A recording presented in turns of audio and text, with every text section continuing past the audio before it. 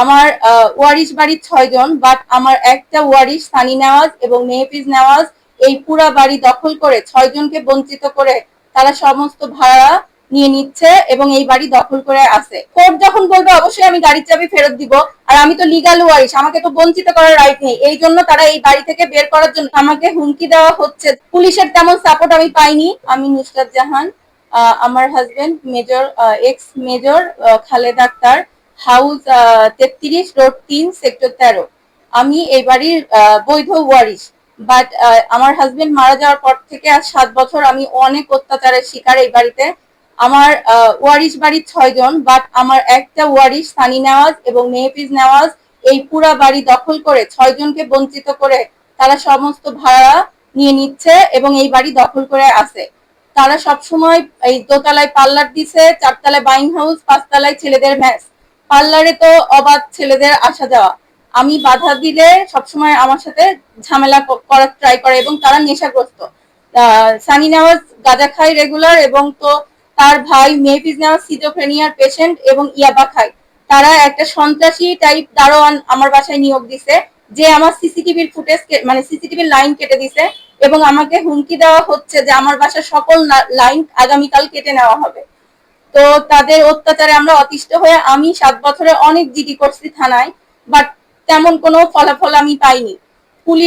Police উল্টা আমাকে বলছে যে এই বাসায় পার্লারে ছেলে আসবে, আমি কিছু বলতে পারবো না। আমি মানে উল্টা আমার উপর ব্লেম দেয় যে আমি নাকি মাস্তানি করতেছি, কিন্তু আসলে বাড়িটা পুরাটাই ওদের দখলে এবং আমার আম্মার সাথে প্রতিনিয়ত তারা ঝামেলা করতেছে। এবং এই বাড়িতে আমার বাবা মৃত্যু মানে 2বার স্ট্রোক করে ওদের ঝগড়াঝাটিতে, এবং আমার হাজবেন্ডের ভাই আমার রংপুরের সমস্ত প্রপার্টি দখল করে আছে। আমার ওয়ারিশ থেকে সম্পত্তি থেকে বঞ্চিত করার জন্য আমাকে যত রকমের টর্চার আছে এই বাড়িতে আমি টর্চার হচ্ছি। তারা আমাকে এই বাড়িতে বসবাস করতে দিবে না, আমার কোনো বৈধ ওয়ারিশ দিবে না, তারা কোর্টেও যায় না, ভাগ বাটোয়ারা করবে না। এবং সানির ওয়াইফ আরোহী, সে সবসময় বলতে থাকে এই বাড়ি আমি দখল করে খাবো, দেখি কোন মাস্তান আছে ঠেকায়, এই বাড়ির কোনো টাকা দিব না এবং আমাকে সে বের করে দিবে। আমার মনে হয় আমি পুলিশের কাছে কমপ্লেন করছি, এখন পুলিশ তো যদি বলে বাড়ি ভাগ করবে, এটা পুলিশের কাজ না, এটা হচ্ছে কোর্ট থেকে কোর্টের কাজ। এটা কোর্টে ভাগ বটরা হবে আমি কতটুকুর মালিক।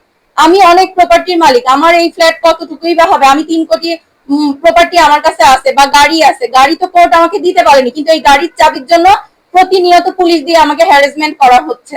তো কোর্ট যখন বলবে অবশ্যই আমি গাড়ির চাবি ফেরত দিব, আর আমি তো লিগাল ওয়ারিশ, আমাকে তো বঞ্চিত করার রাইট নেই। এই জন্য তারা এই বাড়ি থেকে বের করার জন্য, এবং আমার কোনো চিঠি পত্র, আমার 3 তলার কোনো চিঠি পত্র বিলের কাগজ আসে না, দারোয়ান আটকায় দেয়। এবং দারোয়ান 3 দিন আগে হুমকি দিছে, সে বলে নাকি তুলে নিয়ে যাবে, সে গুন্ডা মাস্তান। এবং দারোয়ান আমার কোনো কথা শুনে না, বাড়িতে কোনো সিকিউরিটি নেই, 24 ঘন্টা গেট ওপেন থাকে, বরঞ্চ দারোয়ানের সহযোগিতায় পার্লারে ছেলে আসে। পার্লারে কেন ছেলে আসবে? একটা লেডিস পার্লারে তো আসলে ছেলে আসা যায় না। সবচেয়ে বড় কথা, আমি এই বাড়ির আমার নিরাপত্তা নেই, কোনো আমি নিরাপত্তাহীনতায় ভুগতেছি। পুলিশের তেমন সাপোর্ট আমি পাইনি, কারণ অনেক পুলিশ অনেক সময় আমি বরঞ্চ সাপোর্টের চেয়ে আমি আরো অত্যাচারিত হয়ে যাচ্ছি এ বাড়িতে। আমি কোনো সুষ্ঠু বিচার পাই না। তাই আজকে আমি আপনাদের কাছে সহযোগিতা চাচ্ছি, যাতে আমি আমার সুষ্ঠু তদন্ত হোক এবং আমি আমার ওয়ারিশ থেকে যেন বঞ্চিত না হই।